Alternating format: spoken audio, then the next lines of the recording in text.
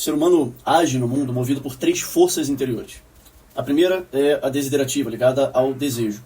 É aquilo que nos atrai no presente. Aparece uma coisa, eu quero, aquilo me agrada, aquilo me seduz. A segunda é a volitiva, que é o que a gente chama de força da vontade. Ela entra quando eu faço planos, quando eu me decido por algo, né, e me comprometo com isso.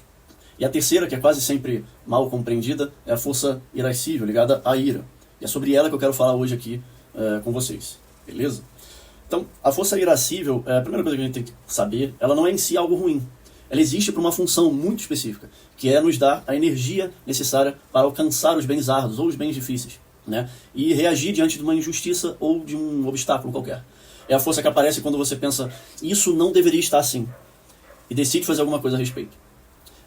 Por isso que ela está diretamente ligada aos nossos juízos. Primeiro, eu julgo, isso daqui, tal coisa, está errada. Depois essa força aparece e entra em ação para corrigir aquilo que está errado. Um exemplo simples aqui para ajudar a entender como que a força irascível não deve ou deve atuar. Imagine que um marido ou uma esposa chega em casa depois de um dia cansativo no trabalho e encontra a casa toda bagunçada. Existe ali um mal concreto, que é a desordem da casa.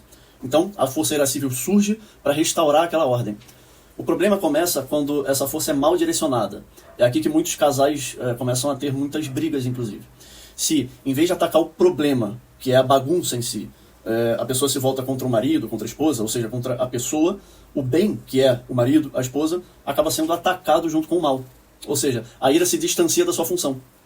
A função correta da força irascível, num caso como esse, seria agir contra a desordem, e não contra quem está ali. Ou seja, eu vou lá, arrumo a sala, ajudo a organizar, enfim. Eu ataco a rachadura e não a estrutura.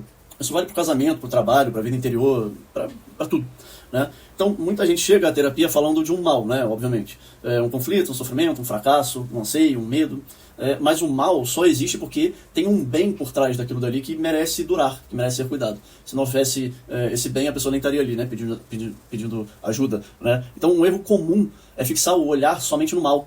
Quando isso acontece, a força irascível, que deveria proteger o bem, se transforma em agressividade, ressentimento, desgaste, enfim. Então, da próxima vez que você se sentir irritado, pensa nisso. Tenta perceber se você está colocando a ira a serviço do bem ou contra o bem. Uma vida saudável e madura exige aprender a direcionar essa força, né? Ou seja, olhar para o bem, identificar a ameaça que existe contra esse bem e agir com firmeza contra a ameaça, sem destruir aquele bem que você quer preservar, né? Aprender a fazer isso muda completamente a forma como a gente lida com as coisas, com os conflitos, com as responsabilidades, enfim, com a vida, no fundo, né?